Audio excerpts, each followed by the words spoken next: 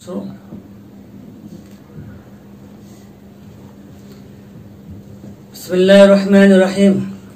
या अय्युहल्लज़ीना आमनू कुतिबा अलैकुमुस्सियाम।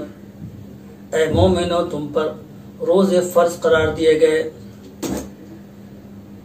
नाज़रीन इकराम, हुजूर पाक सरवर आलम सल्लल्लाहु अलैहि वसल्लम ने इरशाद फरमाया कि रमजानुल मुबारक पूरा महीना खैर व बरकत का महीना है।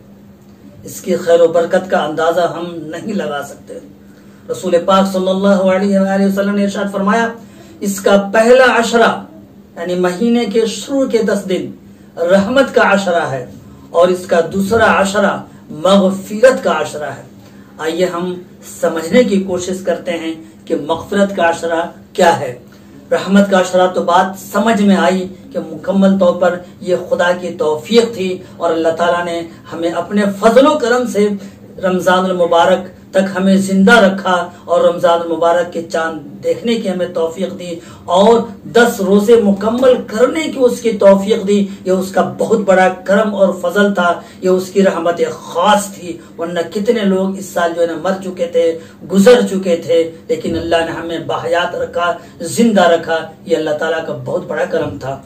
हमने शुरू के 10 दिनों में जो नेकियां की ये अल्लाह की तौफीक से थी, ये अल्लाह की रहमत से थी। हमने 10 दिन तक अल्लाह ताला ने जो हमारे लिए रमजान को एक तरबियत का महीना बनाया है, एक सालाना वर्कशॉप बनाया है, तो ये 10 दिन में हमारी अल्लाह की रहमत ऐसी हम पर तारी रही कि हमने इन 10 दिनों में बहुत कुछ सीख लिया।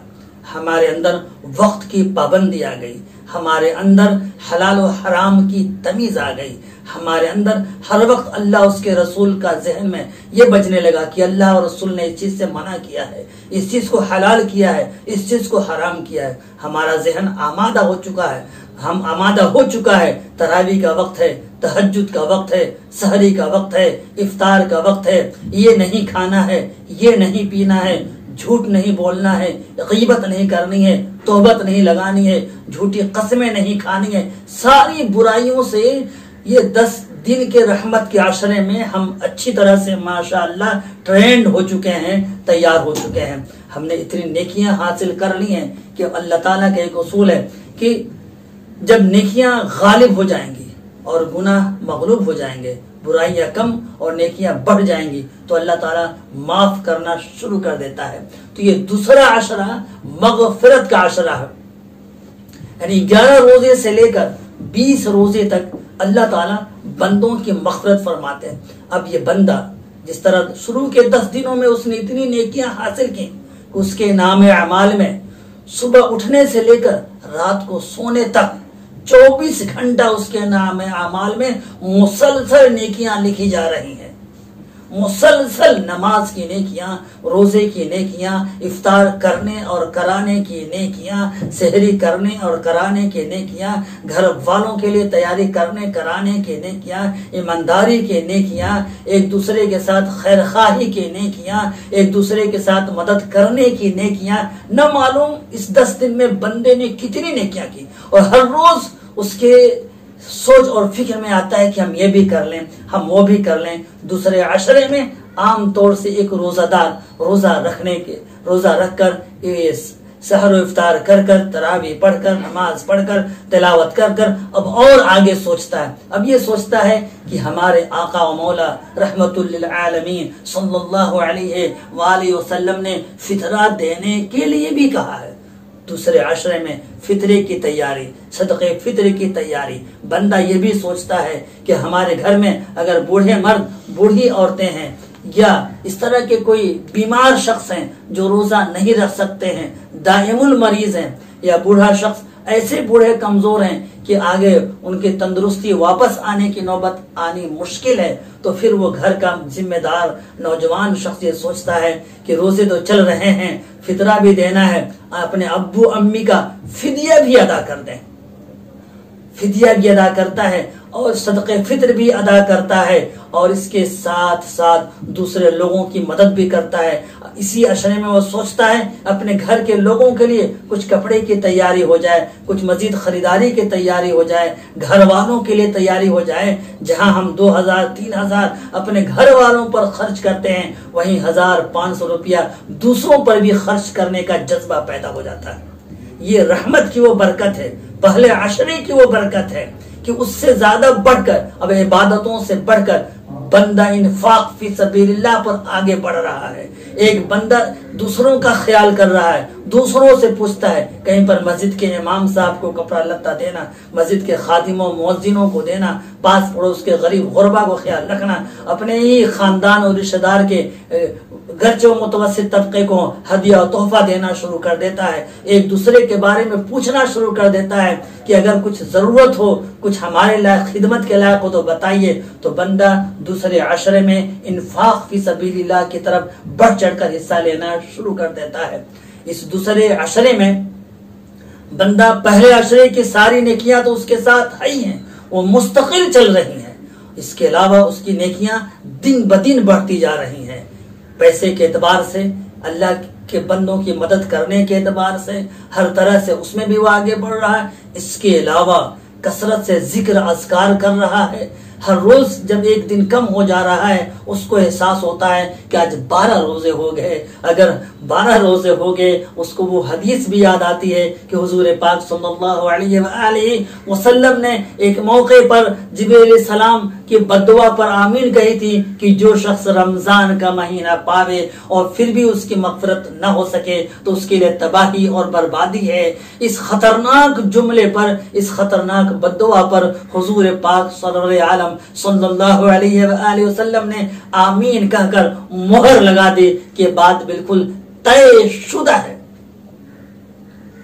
बंदा अब डरते रहता है हर वक्त खुदा के हुजूर में। अब वो मग़फ़िरत की दुआएं करने लगता है। अल्लाह ताला हमारी बख्शिश कर दीजिए। तहज्जुद की तरफ तवज्जो देता है, नमाज की तरफ और तवज्जो देता है, तिलावत कुरान की तरफ और तवज्जो देता है। बार बार अल्लाह के हुजूर में कहता है कि पहला अशरा तो जैसे तैसे गुजर गया, अल्लाह ताला दूसरे अशरे में हमें ज्यादा से ज्यादा तौफीक दीजिए ताकि मेरे हमारे गुनाहों की बख्शिश हो सके।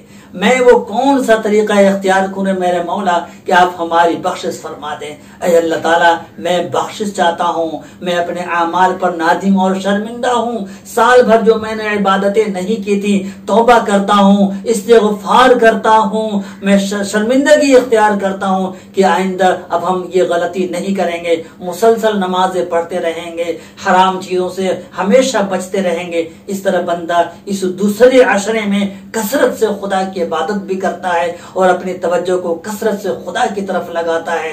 कसरत से इफ्तार दूसरों को कराने की तरफ तवज्जो देता है। कसरत से दूसरों पर पैसे खर्च करता है। अपने गांव में, रिश्तेदार में, खानदान में, पास पड़ोस में, दोस्त अहबाब में मालूम करते रहता है कि किसको किस चीज की जरूरत है, ताकि हम खुदा को जहां खुश करते हैं नमाज की हालत में, रोजे की हालत में, हुकूकुल्लाह की अदायगी करते हुए, ऐसी वो चाहता है कि हम बंदों के हुकूक की अदायगी में भी बढ़ चढ़कर हिस्सा लें। हर शख्स अपनी अपनी ताकत के मुताबिक, इस्तिताअत के मुताबिक कपड़ा लत्ता बनवाता है, दीगर जरूरियात देता है। गरीबों के घरों में वो फितरे का इंतजाम करवाता है, उनके घरों में गल्ला भेजता है, सेवैयां भेजता है, ईद के हिसाब से इंतजाम करवाता है। जिस तरह अपने घर के बच्चों को वो खुशहाल, खुशगवार मिजाज में देखना चाहता है, वैसे वो चाहता है कि हमारे दूसरे घर के लोग भी, गरीब लोग भी, पड़ोसी के लोग भी, वो भी खुशगवार माहौल में रहें,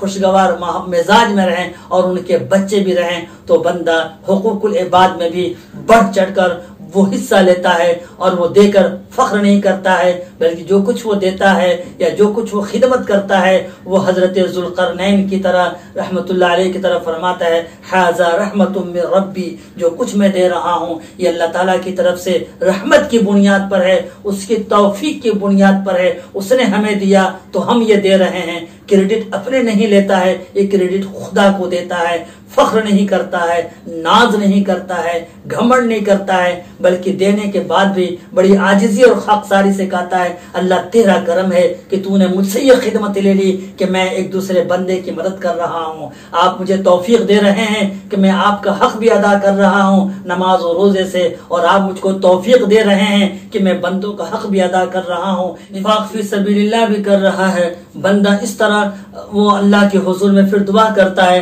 कि अल्लाह ताला जो कुछ भी मुझसे हो सकता था हमने तेरी इबादत करने की कोशिश की। अल्लाह ताला जो कुछ आपने हमें माल दिया था ये मेरा कुछ भी नहीं था, ये सब कुछ दिया हुआ आपका था।